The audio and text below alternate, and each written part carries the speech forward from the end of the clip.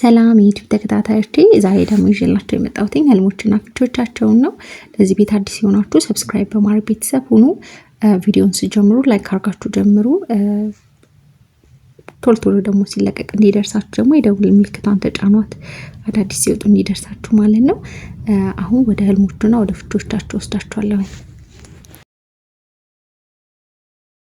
አንድ ሰው በህልሙ አዲስ ሳህን ሲገዛ ካለመ ጋብቻ ነው የሚያመላክተው። በቅርቡ ሊያገባ እንደሆነ ያ ሰው የሚያመላክተው ነው። አንድ ሰው በህልሙ ብዙ ክፍሎች ያሉትን ቤት ካለመ ያ የሚያመላክተው ሀሳቡ እንደተከፋፈለ፣ አቋም የሌለው ሀሳብ እንደሆነ፣ ብዙ ቦታ ላይ የተከፋፈለ ሀሳብ እንዳለው የሚያመላክት ነው። ስለዚህ ያ ሰው ቆም ብሎ ማሰብ ይኖርበታል ማለት ነው።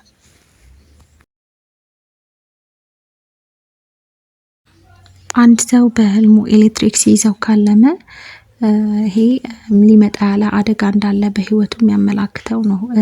ግጭት ነገር ሊመጣ ወደ ህይወቱ እንደሆነ የሚያመላክተው ስለሆነ ይሄን ያየ ሰው መጠንቀቅ ይኖርበታል ማለት ነው።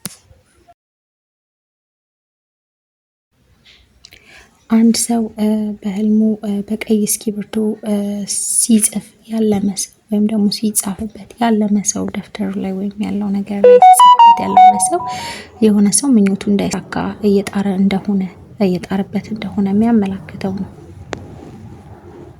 የሆነ እንቅፋት ሊፈጥርበት እንዳይሳካ፣ ምኞቱ እንዳይሳካ የሚጥር ሰው እንዳለ የሚያመላክተው ነው።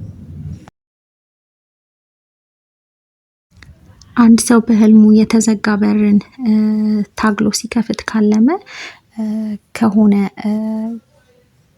ስኬት እንዳይደርስ ካገደው ነገር ማምለጥን ነው።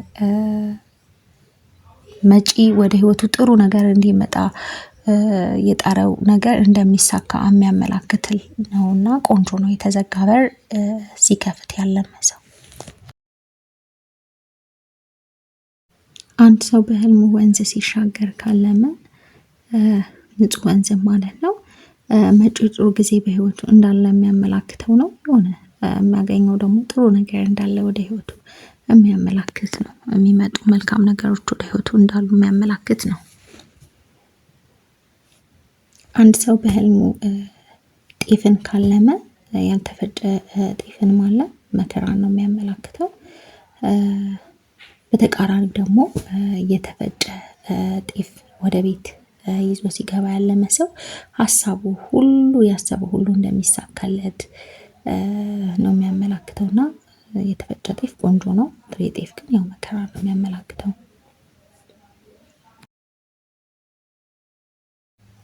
አንድ ሰው በህልሙ ፊቱን ሲታጠብ ካለመ ፈጣሪ በደልን ይቅር እንዳለው የሚያመላክተው ነው። ከኃጢአት መንጻትን የሚያመላክተዋል። ፊትን መታጠብ ጨርጎ ፊቱ በሳሙና ሲታጠብ ያለመ ሰው። በህልም የበሰለ ስጋን ጥብስ ስጋ ማለት ነው ሲበላ ያለመ ሰው ሲሳይ ነው። ሲሳይ የሆነ የሚያገኘው ነገር እንዳለ የሚያመላክተው ነው። ግን ያው ይሄን ህልም ያየው ሰው በጾም ሰዓት ከሆነ ግን ኃጢአት እንዳይሰራ መጠንቀቅ ይኖርበታል ማለት ነው። አንዲት ሴት በህልሟ ልብስ ስትገዛ አዲስ ልብስ ስትገዛ ካለመች የቅርብ ጊዜን ጋብቻ ያመላክታታል። አዲስ የሆነ ጅማሮ ህይወቷ ላይ እንዳለ የሚያመላክታት ነው። ጋብቻን ያመላክታል። አንድ ሰው በህልሙ ቤቱን ሲያጸዳ ካለመ ቤት ማጽዳት ህይወቱን ማስተካከልን የሚያመላክተው። ቤት ያው በራሳችን ነው እንትን የሚለውና ህይወቱን ማስተካከልን፣ ለራስ ጊዜ መስጠትን፣ ራስን መንከባከብን ነው የሚያመላክተው።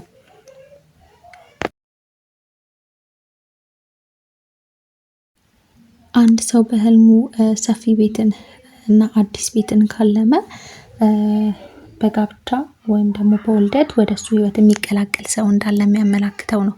በውልደት ወይም በጋብቻ ማለት ነው። አንድ ሰው በህልሙ ሲሮጥ ካለመ ማለት ሰው ሲያባርረው ሳይሆን ሲሮጥ ብቻውን ካለመ እድሜን ያመላክተዋል። ሰው የማያውቃቸው ሰዎች ግን ሲያሳድዱት ካለመ አንድ ሰው እና ካለጠ በጣም ቆንጆ ነው። ያው ሲያሳድደው ያለው የአጋንንት ውጊያ ነው፣ በዙሪያው እንዳለ የሚያመላክተው ነው። ያው በደንብ ጸሎት ማድረግ ይኖርበታል ማለት ነው። አንድ ሰው በህልሙ ሰዎች ተሰብስበው ሲጨፍሩ ካለመ ይሄ የሚያመላክተው የወጣት እልቂትን ነው የሚያመላክተው እና ያው ጸሎት ላይ በደንብ ይኖርበታል ማለት ነው። ይሄ የወጣት እልቂትን ነው የሚያመላክተው። በዱላ ሲመታ ያለመ ሰው ያው የተመታ ሰው ህመምን ነው የሚያመላክተው።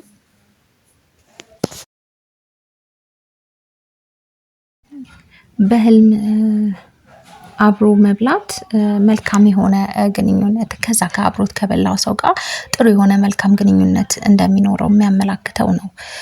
አብሮ መብላት አንድ ሰው በህልሙ ደግሞ አብሮ ማለት ሴትና ወንድ ሆነው አብረው መንገድ ሲሄዱ ካለመ ረጅም መንገድን ከሄዱ አብረው አብሮነትን አብሮ ህይወት ጉዞ እንዳላቸው ረጅም የሆነ ህይወት ጉዞ እንዳላቸው የሚያመላክት ነው።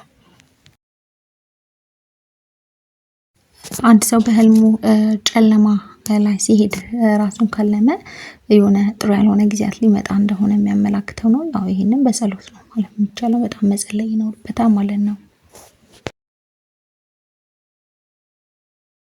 አንድ ሰው በህልሙ ቤት ሲቃጠል፣ ዛፍ ሲቃጠል ካለመ ይሄ የሚያመላክተው ግጭት፣ አለመግባባት፣ ጸብ፣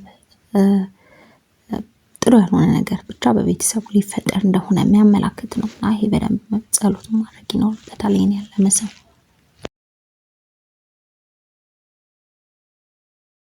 አንድ ሰው በህልሙ ሳንቲምን ካለመ፣ ሳንቲም ሲሰጠው ካለመ ይሄ ጭንቀትን ነው ነው የሚያመላክተው፣ መጨነቅ። በአጠቃላይ ሳንቲም ትንሽ እንትን የለውም።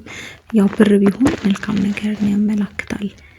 በአብዛኛው ሳንቲም ጭንቀትን ነው የሚያመላክተው። ብር ሲሆን ግን ብር ነው ሲሳይን ነው የሚያመላክተው። 200 ብር የምኞት መሳካትን ያመላክታል። 50 ብር እንደዛው የምኞት መሳካትን፣ 100 ብር ያው ወንድ ልጅን ያመላክታል። ሌላው በብሩ በተሰጠ መጠን የምናገኘው ነገር እንዳለ የሚያመላክት ነው። በዛ ያሉ ብሮችን ከሆነ ያው ጥሩ የምናገኘው ሲሳይ እንዳለ፣ በዛ ያለ ብሮች የምናገኛቸው ነገሮች እንዳሉ የሚያመላክት ነው። ያው እንደዛው በመጠኑ ልክ ማለት ነው። ያንን ነው የሚያመላክተው። እንደተመቻችሁ ተስፋ አደርጋለሁ። ለዚህ ቤት አዲስ የሆናችሁ ሰብስክራይብ በማድረግ ቤተሰቡ ነው። ላይክ ሼር ማድረጋችሁ እንዳረሱ፣ የደወል ምልክቷን ተጫኑ፣ አዳዲስ ሲወጣ እንዲደርሳችሁ። ለዛሬ የሚሰጥ መልካም ጊዜ